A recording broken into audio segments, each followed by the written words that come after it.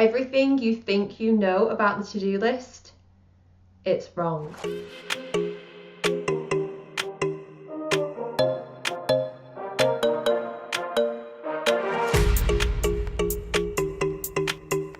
Hi bloggers, welcome back to a BOH TV and another day of the Blogging Basics series. Time. It's what everyone talks about, isn't it? We all want more of it, but at the end of the day, we all have the same amount of it. I mean, think about it. Think about the people all over the world.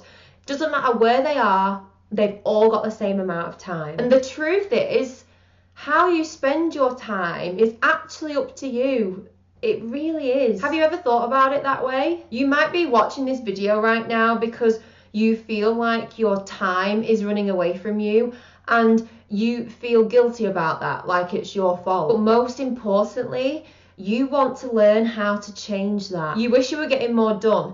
And the great thing is that you actually have all the time you need to do what you want to do. So today I want to share with you some of the time management hacks that really make a difference for me, that help me get more done and also allow me to stay focused in that time too. Before we dive in, I just want to double check.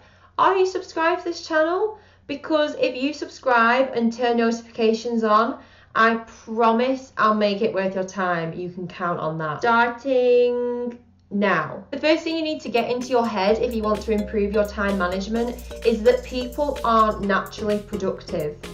So the first thing you really need to sort out is your outlook.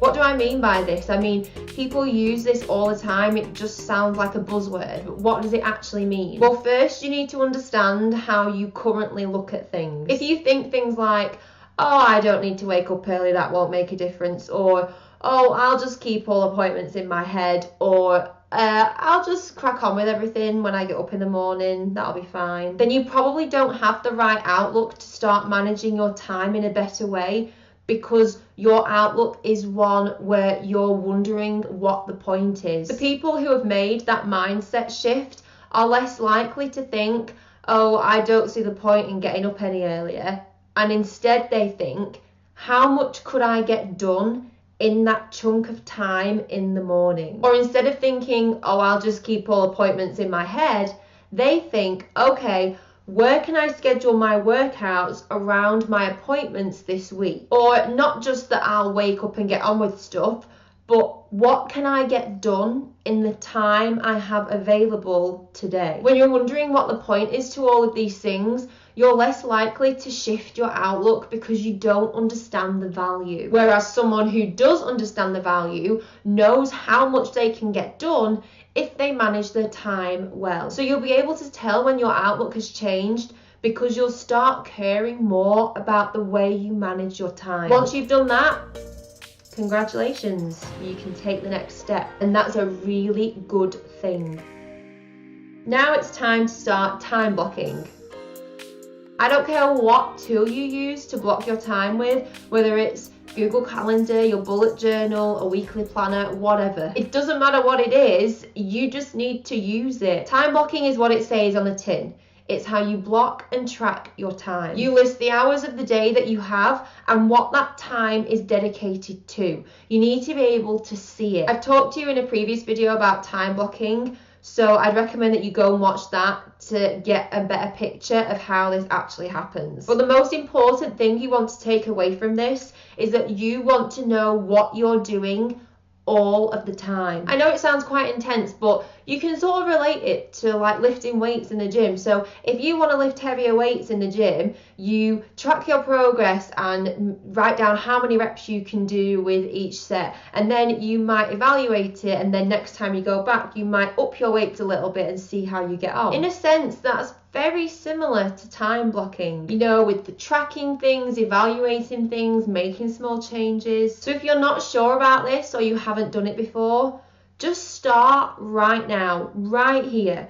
Go and block out your time for the next few days. So you can say, okay, so I come home from work and make dinner, and then I've actually got 3 hours free. So am I going to spend 3 hours watching Netflix, or am I going to spend 3 hours doing something else? Sometimes you're gonna need to watch Netflix, but other times you could do something more. And it might not even be something related to your blog. It could be that you need to tackle your ironing pile. Guilty. Even doing half and half means you're still getting something done, and then you can reward yourself with the enjoyment of watching Netflix. And you know what time blocking can replace?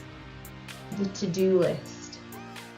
I think the to-do list should actually be called something like the list that makes me feel really guilty at the end of the day, because let me tell you something, you should never feel guilty. That list is just sat there making you feel guilty for what you're not getting done. That's not the best way to manage your time. In the first instance, I need to put everything I need to get done into the to-do list, and you might do the same.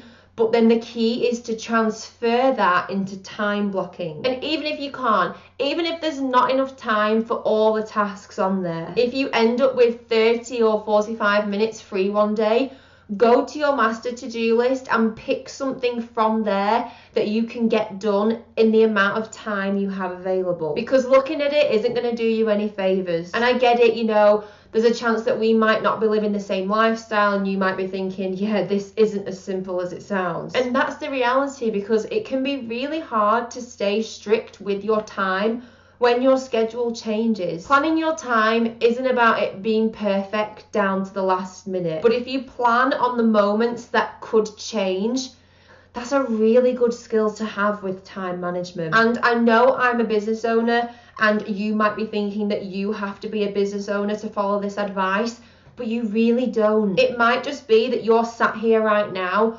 wanting to say yes to more of the things you want to get done. And sometimes you have to do things to get to do the want to do things. But in its basic form, if you want to improve your time management, it all starts with becoming aware of your time and the things you need to get done. Time is here for everyone, but it's up to you how you use it, and using time blocking to make the most of it. So I really want to put this back on you. How are you feeling about this? How do you manage your time? Maybe after we've had this chat, you've got some new ideas. Has your outlook changed? Or is it still a little difficult for you to understand? Share your thoughts in the comments, whether when a breakthrough happened for you or if you're still struggling. And if you like this kind of thing, then make sure you give this video a thumbs up, as it really helps me to understand what content you like and what I can create for you in the future. And like I said before, make sure you subscribe so you don't miss a single video in the Blogging Basics series. That's all for today, bloggers. Thank you so much for watching. I really appreciate it. Make sure you subscribe for more blogging basics and become the boss of your time, so you can get one step closer to a breakthrough. You just bossed it.